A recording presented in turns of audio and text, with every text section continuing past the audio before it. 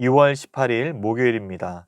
오늘 새벽 우리에게 주시는 하나님의 말씀은 사도행전 11장 19절에서 30절까지의 말씀입니다. 그때의 스데반의 일로 일어난 환란으로 말미암아 흩어진 자들이 베니게와 구브로와 안디옥까지 이르러 유대인에게만 말씀을 전하는데 그 중에 구브로와 구레네 몇 사람이 안디옥에 이르러 헬라인에게도 말하여 주 예수를 전파하니 주의 손이 그들과 함께 하심에 수많은 사람들이 믿고 주께 돌아오더라. 예루살렘 교회가 이 사람들의 소문을 듣고 바나바를 안디옥까지 보내니 그가 이르러 하나님의 은혜를 보고 이 기뻐하여 모든 사람에게 굳건한 마음으로 주와 함께 머물러 있으라 권하니 바나바는 착한 사람이요 성령과 믿음이 충만한 사람이라. 이에 큰 무리가 주께 더하여 지더라. 바나바가 사울을 찾으러 다소에 가서 만남에 안디옥에 데리고 와서 둘이 교회에 1년간 모여 있어 큰 무리를 가르쳤고 제자들이 안디옥에서 비로소 그리스도인이라 일컬음을 받게 되었더라. 그때의 선지자들이 예루살렘에서 안디옥에 이르니 그 중에 아가보라 하는 한 사람이 일어나 성령으로 말하되 천하의 큰 흉년이 들리라 하더니 글라우디오 때에 그렇게 되니라.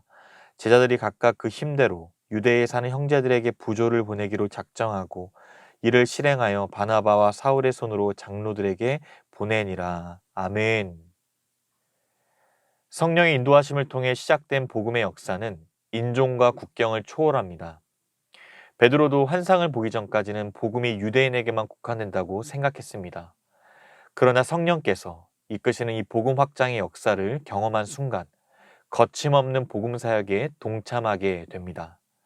하나님께서는 복음 확장의 이제 거점 기지를 이제 예루살렘에서 이방인의 도시인 안디옥으로 옮기고자 하십니다. 사도행전 11장을 마무리하고 있는 오늘 본문은 최초의 이방 교회인 안디옥 교회가 설립되는 과정과 또 그들의 구제 활동이 소개되고 있습니다. 스데반의 순교 사건을 계기로 예루살렘 교회에 불어닥친 대대적인 박해로 인해 흩어지게 된 성도들은 가는 곳마다 복음을 전파했습니다. 그러나 그들이 비록 복음을 전하기는 했지만 지금까지는 그 전도의 대상이 디아스포라 유대인들에게 제한되어 있었습니다. 19절 말씀입니다. 그때의 스데반의 일로 일어난 환란으로 말미암아 흩어진 자들이 베니게와 구브로와 안디옥까지 이르러 유대인에게만 말씀을 전하는데 이들은 소아시아 지역까지 와서 오직 유대인들에게만 복음을 증거했습니다. 물론 그들이 많이 만날 수 있었던 사람들은 유대인들보다는 이방인들이었습니다. 그럼에도 불구하고 이들은 아직 하나님께서 그들을 흩으신 목적이 이방인들에게도 복음을 전파하기 위한 것임을 깨닫지 못했습니다. 대부분의 전도자들이 유대인에게만 복음을 전파하고 다니는데 그중 일부가 이방인에게도 복음을 전하였던 것입니다. 20절과 21절에 보시면 그 흩어진 성도들 가운데 구브로와 구레네 출신의 일부 성도들이 안디옥에서 유대인뿐만 아니라 순수 헬라인들에게도 예수의 복음을 전하였고 그 결과 많은 이방인들이 믿고 주께로 돌아온 역사가 일어났습니다. 이는 그동안 유대인에게만 인정되던 복음이 고넬료 사건 이후 본격적으로 이방인에게로까지 확장되어 가고 있음을 보여줍니다. 특히 안디옥에서의 이방인 복음 전도에 주의 손이 함께 하셨다는 이 표현은 하나님께서 이 일을 매우 기뻐하셨다는 사실을 말해주고 있습니다.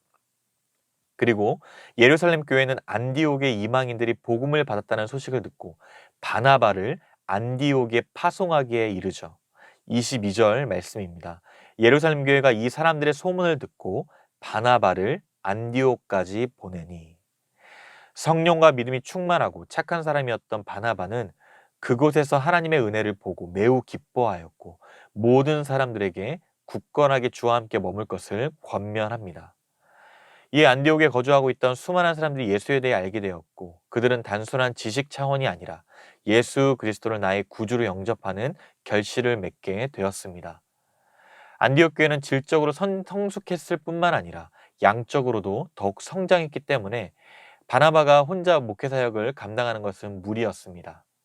많은 수의 사람들이 죽게 더해진 역사가 계속 일어나자 바나바는 이제 직접 사울을 찾으러 다소로 향합니다. 과거에 바나바는 사울을 예루살렘 교회에 소개하는 역할을 했던 적이 있습니다. 그런데 그 이후 헬라파 유대인들이 사울을 죽이려고 하자 형제들이 그를 가이사랴로 데리고 와서 멀리 떨어져 있는 사울의 고향인 다소로 보내었습니다. 그 이후 사울은 바나바를 다시 만날 때까지 7년에서 8년이라는 이 짧지 않은 시간 동안 다수에 머물러 있게 된 것이죠. 바나바는 사울이 하나님으로부터 이방인의 사도로 부름받았다는 사실을 명백히 알고 있었습니다. 그래서 안디옥 교회의 동역자로 사울을 청빙하기 위하여 5가지 직접 찾아오게 된 것입니다. 사울을 만난 바나바는 그를 안디옥으로 데리고 와서 1년간 함께 사역을 감당했음을 오늘 알려줍니다. 26절입니다. 둘이 교회에 1년간 모여 있어 큰 무리를 가르쳤고 제자들이 안디옥에서 비로소 그리스도인이라 일컬음을 받게 되었더라. 이들이 무리를 가르쳤던 1년이라는 시간 동안 그리스도인으로서의 정체성과 또 그들의 삶이 어떠해야 하는지 체계적으로 가르치고 예수의 제자로 성장시켰을 것입니다. 그리고 그들은 비로소 그리스도인이라는 호칭을 듣게 됩니다. 이것은 그들 스스로 사용한 것이 아니라 교회 밖에 있던 자들에 의해 사용되었습니다. 이 호칭이 경멸의 의미로 사용되었든 또 칭찬의 의미로 사용되었든 간에 중요한 것은 이들이 구별된 정체성을 가진 그리스도의 제자, 즉 성도로 인식되기 시작했다는 점입니다. 안디옥에 사는 성도들은 칭찬이든 혹은 비난이든 그리스도를 따르는 자의 정체성을 그들의 삶 속에서 그대로 보여주었던 것입니다. 오늘날 성도로 부름받은 우리 또한 그리스도인의 정체성을 보여줄 수 있어야 합니다.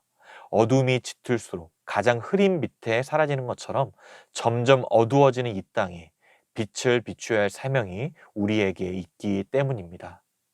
왕이신 하나님의 주권을 믿고 하나님의 통치를 받으며 천국의 질서를 따라서 살아갈 수 있기를 바랍니다. 우리의 삶으로 천국을 살아내며 그리스도로 충만한 삶을 나타내는 은혜가 있기를 주님의 이름으로 축복합니다. 이어지는 27절에서 30절까지 말씀은 안디옥 교회가 흉년을 당하여 어려움 가운데 있는 예루살렘 교회를 도와서 부조한 일을 소개합니다. 먼저 여러 선지자들이 예루살렘에서부터 안디옥 교회를 방문하였습니다.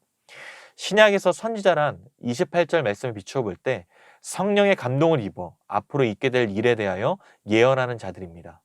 그들 중에 아가보라는 선지자가 온 세상에 기근이 있을 것을 예언합니다. 그의 이 예언은 로마 총독 글라우디오의 통치 기간 중 실현되었는데 로마, 그리스, 애굽은 물론 유대 전 지역까지 연속적인 흉작으로 인해 식량 부족 사태가 발생했습니다.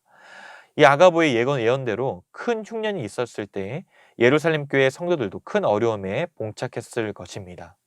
이 사실을 알게 된 안디옥 교회는 고통 중에 있던 형제들에게 구제금을 보내기로 작정합니다. 29절 말씀입니다.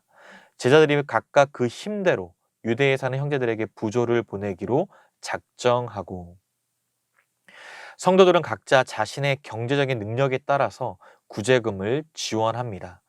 이에 따라 모아진 구제금을 교회는 바나바와 사울을 통하여 예루살렘 장로들에게 보내졌습니다.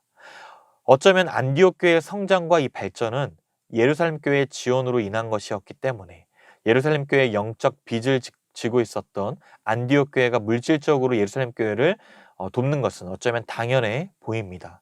그러나 이 또한 자발적인 희생과 헌신, 또 자비가 있어야만 가능했습니다. 개인을 넘어 공교회가 함께 거룩과 연합을 추구했음을 여실히 보여줍니다. 초대교회는 우리 교회만 거룩한 것이 아닌 주님을 머리로 하는 모든 교회가 서로 사랑하고 진리 안에서 하나가 되며 거룩해져 갔습니다. 안디옥 교회가 예루살렘 교회를 경제적으로 돕는 일은 나중에 이방 교회들로 하여금 예루살렘 교회를 돕게 하는 좋은 롤 모델이 되었습니다. 사랑하는 성도 여러분, 오늘 안디옥의 이방인들이 예수를 구주로 믿고 죽게 돌아올 수 있었던 것은 예루살렘에서의 박해를 피해 도망쳐온 성도들이 전한 복음 때문이었습니다. 순교를 당하고 비록 교회가 흩어지는 수모를 겪게 되었지만 복음의 역사는 거침없이 삶의 곳곳에서 일어난 것입니다. 안디옥에 거주하는 수많은 이방인들이 예수의 십자가 복음을 받아들임으로 주의 손이 그들과 함께하고 있음을 친히 보여주셨습니다. 그리고 하나님의 일꾼인 바나바와 사울을 통해 이방의 안디옥 교회를 부흥케 하셨고 뿐만 아니라 지도자를 파송하여 영적 부흥에 일조한 예루살렘 교회를 물질적으로 돕는 축복의 통로로 쓰임받게 하셨습니다. 특히 안디옥 교회의 성도들이 이방인으로서 자기들을 쉽게 받아들이지 않으려 했던 예루살렘의 유대인들을 미워하지 않고 오히려 그들의 어려움을 돌아보았던 것은 그들이 민족 의식에 구애되는 편협한 자들이 아니라 공교회의 일치성과 지체 의식을 깊이 깨달았음을 알 수 있습니다. 하나님께서 이루어 가시는 복음의 역사를 믿음으로 받아들이고 함께 동참하는 사랑의 수고가 우리 가운데도 있기를 원합니다. 복음을 증거할 뿐만 아니라 진정 주님을 닮아 서로 사랑하며 거룩한 공동체로 하나됨을 온전히 이루어갈 수 있기를 바랍니다. 날마다 주의 손이 함께 하심으로 선한 인도하심을 따라서 살아가는 우리 모든 성도님들의 삶이 되시기를 주님의 이름으로 축복합니다. 기도하겠습니다.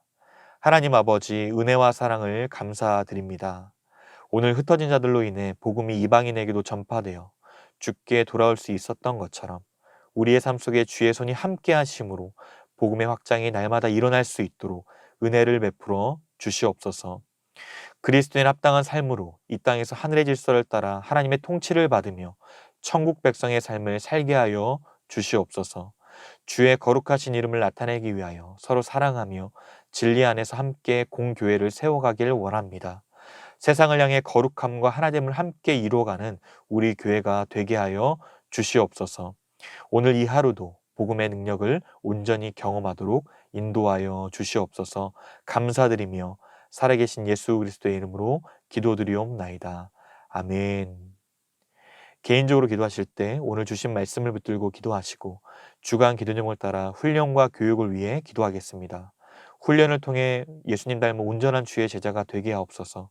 주일학교와 청년부의 부흥을 위하여 담임 목사님 비롯하여 말씀 사역자들, 교사들, 순장들을 주님 지켜주시고 위에 기도할 수 있도록, 또 마지막으로 코로나19 신부상교회 공동 기도문으로 함께 기도하겠습니다.